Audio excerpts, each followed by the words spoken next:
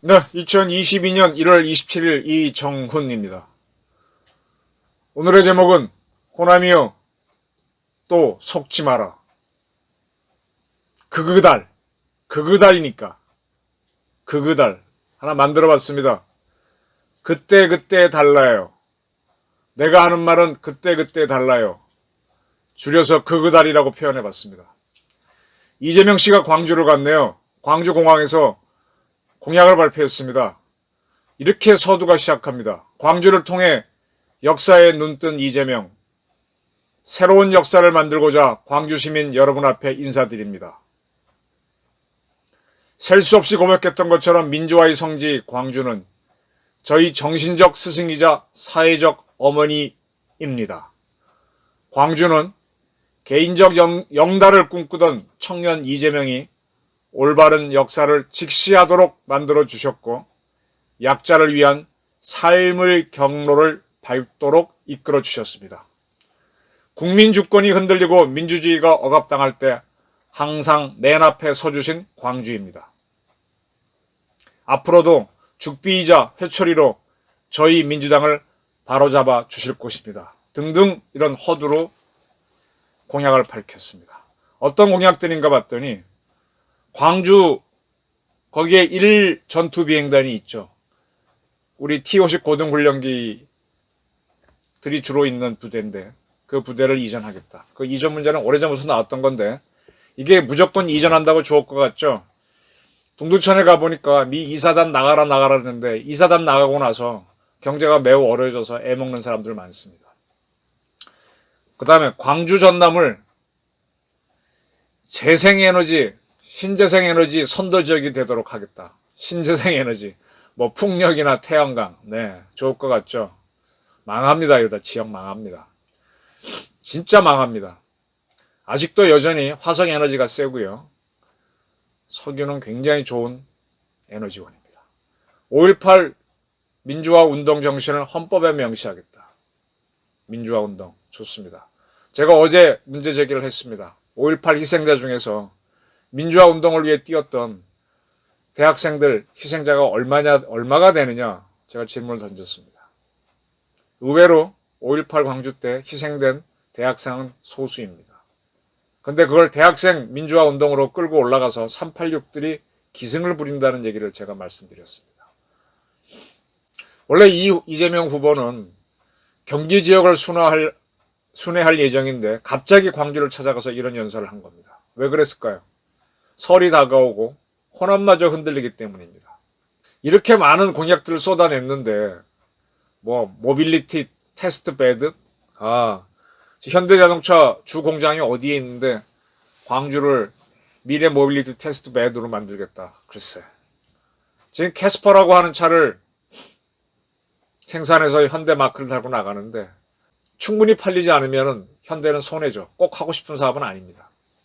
이 주객이 전도되고 웩도독으로 가게 되면 착각하게 됩니다. 광주교도소를 민주인권 기념파크로 조성하고 5.18 국가기록원을 설립 검토하겠다. 북한 인권센터를 만들어서 북한이 자행한 반인륜적 사건이라 좀 검토를 하지. 지금 제가 한번 정리했지만 호남에서 이재명 지지율이 50% 선이 무너지고 있습니다. 60% 선은 무너졌고요. 60% 이하 50% 되면은 저는 이재명 씨가 진다라고 보는데 60% 50% 이하로 나오는 조사까지 나오고 있습니다. 이렇게 되면은 이번 대선은 끝난 거죠. 왜 이렇게 이 양반이 호남에 쫓아가서 저럴까요? 제가 딱 떠오른 단어는 양무, 호남, 시무 국가. 이순신이 편지에 쓴 글입니다. 임진왜란 때 호남이 없었으면 국가가 없었다. 조선은 망했다. 이런 내용입니다. 이걸 가지고 이재명 씨는 양무, 호남, 시무, 제명. 호남이 없으면 이재명은 없다 그러는 건 아닌지, 양무, 호남, 시무, 민주당이 없다 그러는 건 아닌지 그런 생각이 듭니다. 왜 이순신은 이 유명한 양무, 호남, 시무 국가라는 말을 썼을까요? 이거는 이순신이 임진왜란 이듬해인가 현덕승이라는 사람한테 보낸 편지에서 표현된 겁니다. 이 앞에 다른 문장이 있습니다. 국가군저 개고호남 양모호남 시무국가입니다. 국가의 군량미, 조선이란 국가는 군량미를 모두 호남에 의지하고 있으니 호남이 없으면 국가도 없다, 이런 내용입니다. 이렇게 되면 갑자기 긴장도가 확 떨어지죠. 임진왜란 때 호남은 초기에 진주성 전투도 있고 해가지고 비교적 영남으로 침략한 일본군들이 침략을 잘 못했습니다. 진주성에서 많이 막아줬죠. 그리고 그 호남에서 곡창 지역에서 나오는 군량이 있었기 때문에 그걸 갖고 이순신이 해전을 벌일 수 있었던 겁니다. 그러나 정유재란 때는 이쪽이 깨지게 되죠. 네. 군량은 굉장히 중요한 겁니다. 이걸 이제 주력 앞부분을 빼고 양모, 호남, 시무국가로 이제 프라이드로 삼고 있는데 그건 굉장히 좀 좋다고 봅니다. 근데 이거를 민주당이나 이재명 씨가 마음대로 이용한다 그러면 저는 생각이 좀 다릅니다. 저는 이재명 씨가 말을 참 많이 바꾸고 그때그때 말을 바꾸는 것 같아요. 그때그때 달라요. 그래서 제가 그그달이라는 겁니다. 원희룡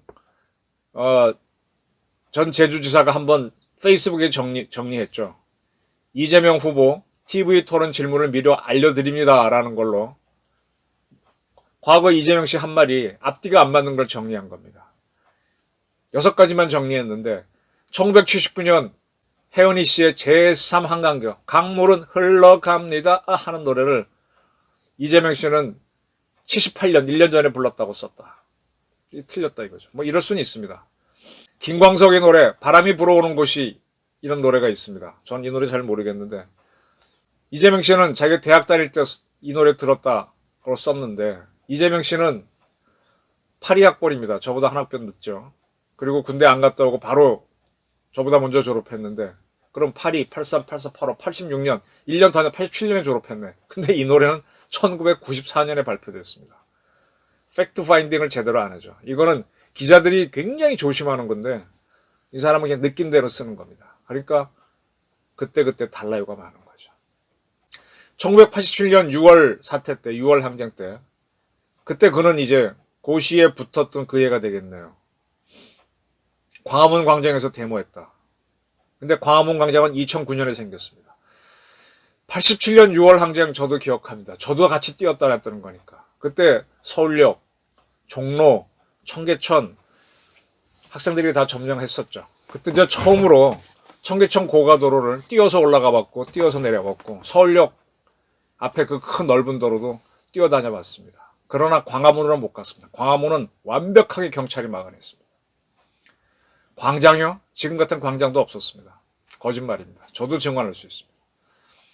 그리고 95년 내곡동으로 이사한 안기부로부터 협박받았다. 89년도에 받았다 그랬는데 내곡동으로 안기부가 간 거는 95년이다. 이렇게 정리했고 78년에 프레스 사고로 팔을 다쳐 팔이 휘었다. 근데 이렇게 해놓고 77년에 이미 팔이 휘어있어 태권도장 등록을 못했다라고 이재명 씨가 썼습니다.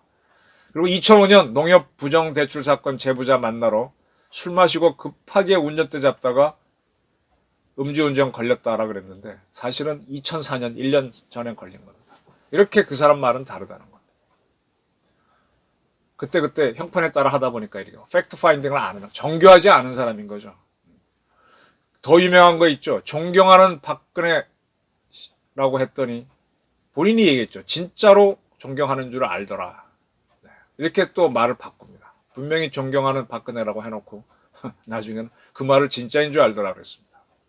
또 뭐라 그랬습니까 이분이. 큰 정치하겠다. 뭐 사과한다. 큰절 많이 했죠. 10번인가 했죠. 그래놓고 석천호수에서 검찰은 없는 죄 만들어 감옥 보낼 것 같다. 이렇게 얘기합니다. 곽상독 씨 아들 퇴직금 많이 받은 거 문제 삼아서 곽상독한테 책임을 물었습니다. 근데 본인의 아들 이동호 씨는 뭐 인대 파열로 군병원에 제법이 있었습니다. 그리고 아들이 도박도 하고 뭐 안마시술소인가요? 뭐 그런 데도 출입했습니다. 근데 아들 문제는 아들도 남이라고 본인은 얘기했습니다. 물론 사과도 했다가 또 나중엔 남이고요 또 이럽니다. 그때그때 달라요죠. 이동호 씨가 아들 이름이죠. 그 양반이 군대 가서 뭐 다쳐가지고 병원에 장기간 있었던 건 분명히 사실입니다. 그건 뭐 누구도 부인 못하는데.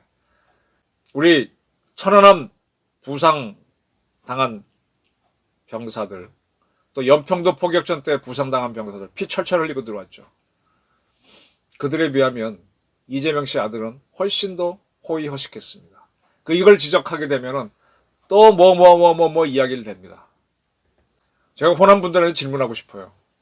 진짜 그때 달라요. 그달인 이재명을 믿을 것입니까? 그러한 이재명을 또 지원해 줄 것입니까? 지역구도를 만들려고 몸부림치는 게 이재명 씨입니다. 그야말로 양모 호남 시무 제명 그거죠. 호남이 또 이재명 씨 민주당에 인질이 돼 주실 겁니까? 이재명 씨는 영남에 가서 전두환도 공과 과가 병존한다 그랬고 박정희 대통령도 역시 평가를 한 적이 있습니다. 그럼 그가 호남에 오면 전두환이 묵었던 집이라고 하는 그런 비석을 밟고 다닙니다. 그때 달라. 영남 가서 다르고 호남 가서 다릅니다. 그달. 그를 믿을 것입니까? 호남 분들. 과거 호남이 매우 어려웠을 때 DJ와 일체화된 거는 어떤 면에서는 이해가 됩니다. 근데 그 DJ하고 일체화를 통해서 좌파하고 일체화된 건 참 이해가 안 됩니다. 물론 저도 그때 광주 겪고 나서 광주 문제가 하도 안 봐주니까 우리는 주사파를 끌어당겼다 하시는 광주에 호남의 엘리트가 있었어요. 그것도 이해가 되는데 어떻게 지금까지 끌고 가냐 이거예요. 노무현, 문재인 시절을 겪었는데도 또 이재명한테도 또 끌려갈 겁니까? 언제까지 좌파의 인질이 될 겁니까? 그그달 하는 그런 사람들한테. 저는 호남이 이제는 결정해야 될 거라고 봅니다. 지금 호남 가서 내놓은 이 많은 공약들이 진짜 좋아 보이십니까? 제가 몇 차례 얘기했죠. 물속에서 불을 탁 성냥킬 수 있다. 저 우주에 날아가서 탁 라이터 켜서 담배 피울 수 있다. 말은 되지요. 됩니까? 안 됩니다. 태양광 신재생 막 할 것 같죠? 쉽게 안 큽니다. 거기에 숨어있는 수많은 장애물들이 많고요. 기술적 난제가 많습니다. 그래서 딴 나라도 못하는 겁니다. 무슨 모빌리티, 자동차 어쩌고 저쩌고. 아니 기업들이 지금 문재인 정권에서 조선해양하고 현대중공업 합병하려고 했는데 결국 지금 유럽의 반대는 무산되죠. 또 하나 말씀드릴까요? 작년인가 대한항공이 아시아나를 병합했습니다. 근데 이거 역시 유럽 국가들이 유럽에 취향하잖아요. 근데 대규모 기업 집단 나오는 거 반대다, 독과점이다 반대하면 취향 못합니다. 그거는 전문 분야에 있는 사람들은 상식인데 그걸 턱턱 했다고 개혁으로 내놓고 하는 게 다 무산이 되는 거죠. 여기에 또 그때 가서도 말이 또 바뀌겠죠.